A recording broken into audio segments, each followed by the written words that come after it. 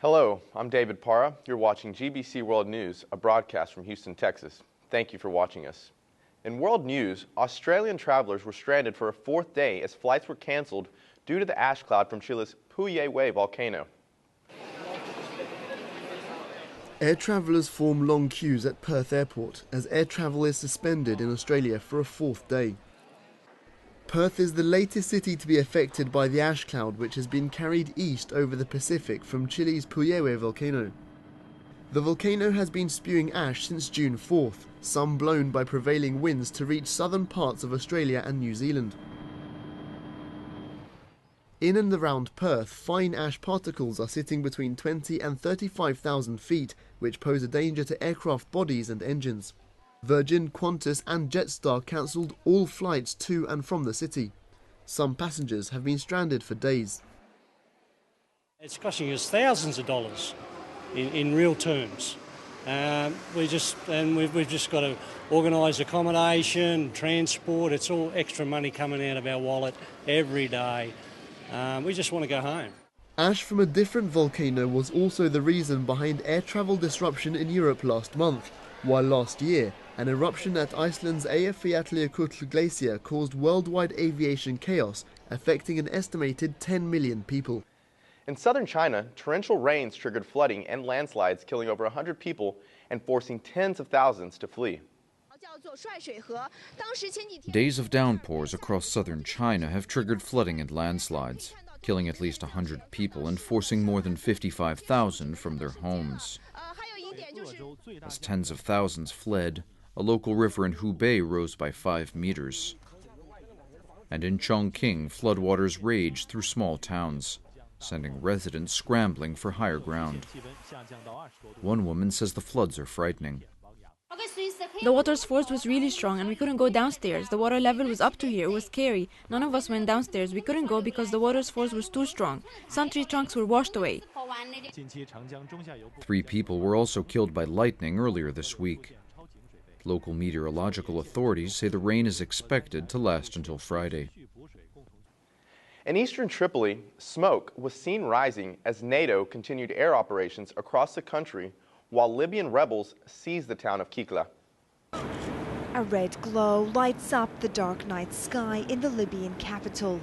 A Reuters reporter said a loud blast rocked eastern Tripoli, sending a plume of smoke into the air. Libyan state television said military and civilian targets had been hit in the Furnak district, one of the capital's biggest neighborhoods. It said there were casualties. The NATO strikes followed a lull in the bombing of Tripoli.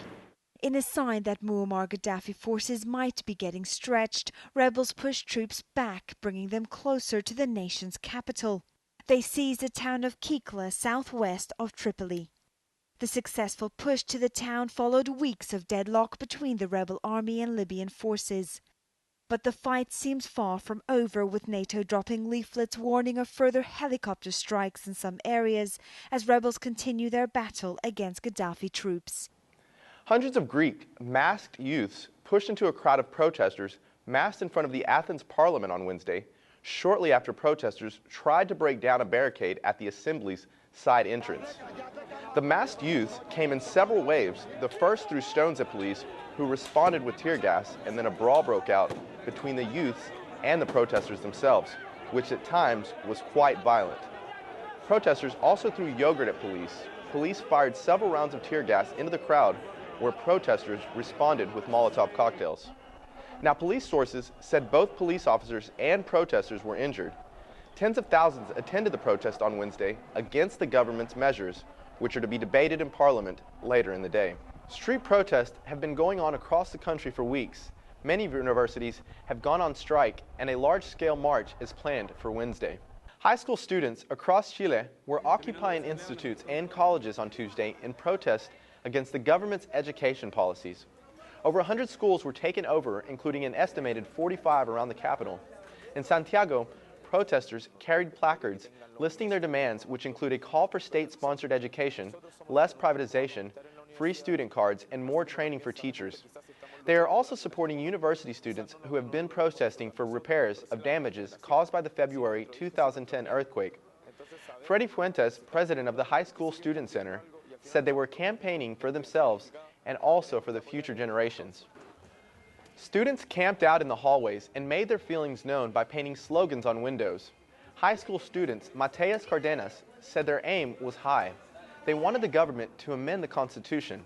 Amid acts of rebellion, some students also continued to work quietly on homework, tasks so they would not fall behind.